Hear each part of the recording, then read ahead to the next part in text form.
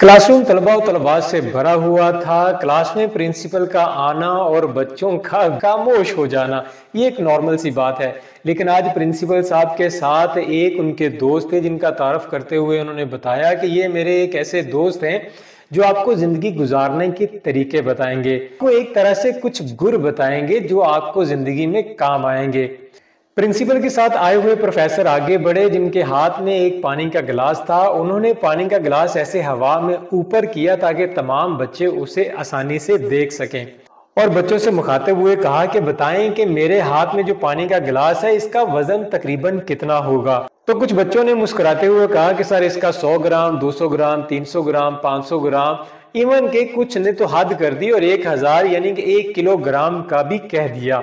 Professor ने कहा कि बिल्कुल ठीक, आप लोगों का अंदाजा सही भी हो सकता है क्योंकि मुझे एग्जैक्टली खुद मालूम नहीं कि इसका वजन कितना होगा। प्रोफेसर ने मजीद बात करते हुए कहा लेकिन मेरा पॉइंट ये नहीं है, मेरा पॉइंट ये है अगर मैं 4 से 5 घंटे इस गिलास को ऐसे ही थामे रखूं तो क्या कुछ तब्दीली आएगी।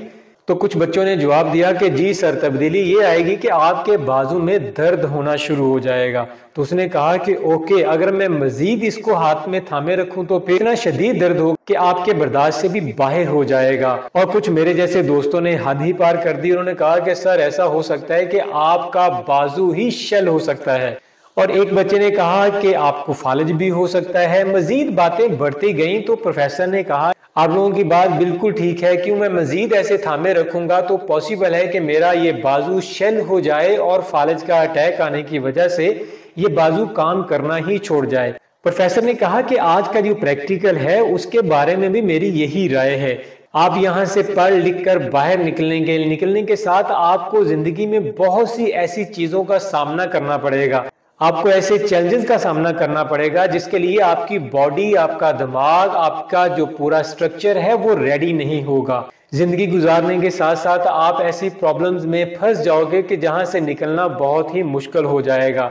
ऐसी परेशानी आपके अपने आप को देंगे, ऐसी परेशानियां जो दोस्तों की तरफ से आएंगी, रिश्तेदारों की वजह से आएंगी, या जिस जगह पे आप जॉब करते हैं वहां से आएंगी। तो आज के प्रैक्टिकल से एक सबक आपको सीखना है कि अगर ऐसा कुछ मसला बन जाए तो आपने अपने दिमाग को ठंडा रखना है, आपने अपनी बॉडी का ख्याल रखना है। अगर आपने 50,000 भी कमाए हैं तो उसमें कम से कम 5,000 आपने अपनी बॉडी के ऊपर इन्वेस्ट करने हैं। इन्वेस्ट करने से मुराद आपने अच्छा खाना है, अच्छा पहनना है, अच्छा चलना है, दोस्तों को टाइम देना है, बीवी बच्चों को टाइम देना है, वालिदैन को टाइम देना है।